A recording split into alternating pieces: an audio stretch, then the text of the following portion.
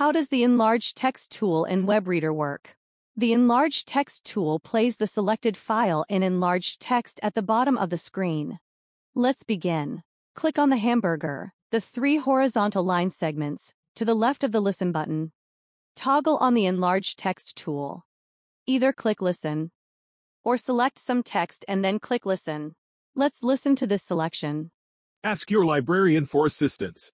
Your librarian can not only help you learn how to use the various databases. Notice that the reading loaded on the page to either a comma or an ending punctuation, But can also point you to which databases are best. You can also enlarge the text more by clicking on the A+, or decrease the size of the text by clicking on the A-. If you click Stop, the enlarged text stops, but is not turned off.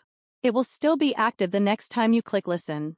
To turn off the enlarged text, go back to the Enlarged Text tool and toggle it off. This is a great tool to help you catch granular material or to help with learning a second language. Be sure to utilize this tool.